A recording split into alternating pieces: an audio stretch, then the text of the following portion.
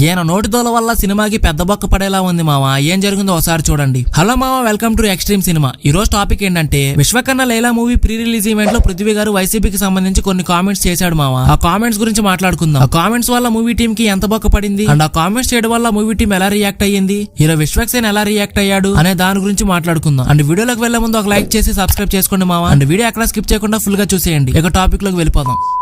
మొన్న Sunday Vishwaksen Laila movie pre release event జరిగింది మావా. ఈ ఈవెంట్ కి చీఫ్ గెస్ట్ గా మెగాస్టార్ చిరంజీవి గారు కూడా అటెండ్ అయ్యారు. ఇక్కడ వరకు బాగానే ఉంది. అండ్ చిరంజీవి గారు ఈవెంట్ లోకి అటెండ్ అయ్యే లోపు పృథ్వీ గారు ఇలా అన్నారు.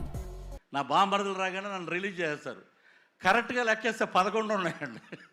ఇది ఏంటో నాకు అర్థం. 150 మేకలు ఉంటాయి, చివరిగా 11 మేకలే మిలిగాయి అంటూ కామెంట్ చేశాడు. ఇలా కామెంట్ చేయడం వల్ల వైసీపీ వాళ్ళకి కొంచెం కాంట్రవర్సీగా మారింది. ఇలా కాంట్రవర్సీగా మారటమే కాదు, లైలా మూవీని బాయ్కాట్ చేస్తామంటున్నారు. అండ్ సోషల్ మీడియాలో బాయ్కాట్ లైలా అని ట్రెండ్ చేస్తున్నారు మా. వీడి ఖాతాలో ఇంకొకటి బలని అండ్ ఆల్మోస్ట్ 25,000 ట్వీట్లు వేశారంట లైలా మూవీని బాయ్కాట్ చేస్తామని. అండ్ మూవీ రిలీజ్ రోజు హెచ్డి ప్రింట్ లీక్ చేస్తామని అంటున్నారు. అండ్ హీరో విశ్వకర్ణ ఇలా రియాక్ట్ అయ్యాడు. మేము ఒక సినిమా తీసినప్పుడు 100 మందిలో ఒకటి తప్పు చేస్తే 99 మందిని మనము ఎలిమినేట్ చేసేద్దామా.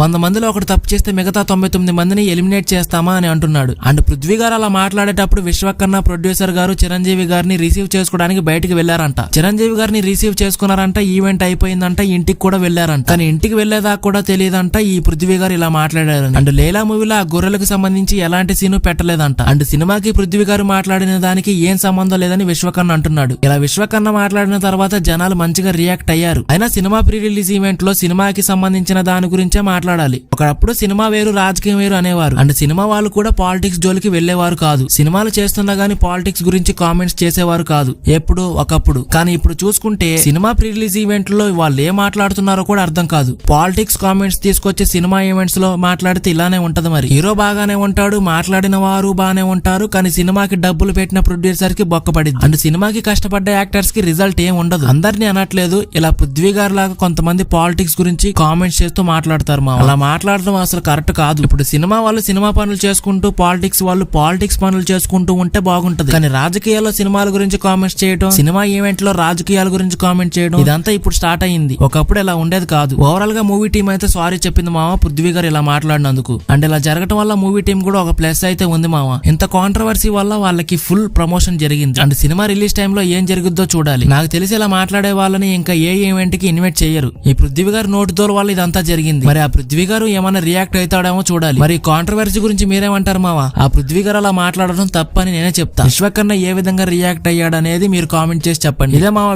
వీడియోలో నేను ఏమన్నా తప్పుగా మాట్లాడితే సారీ. అండ్ ఈ వీడియో కనుక మీకు నచ్చితే please like, share and subscribe చేసుకొని పక్కనే ఉన్న బెల్ ఐకాన్ కూడా ఆల్లో పెట్టుకోండి మావా. అండ్ ఇంకా వీడియోతో మీ ముందుంటా. అంతవరకు టేక్ కేర్, బై బై.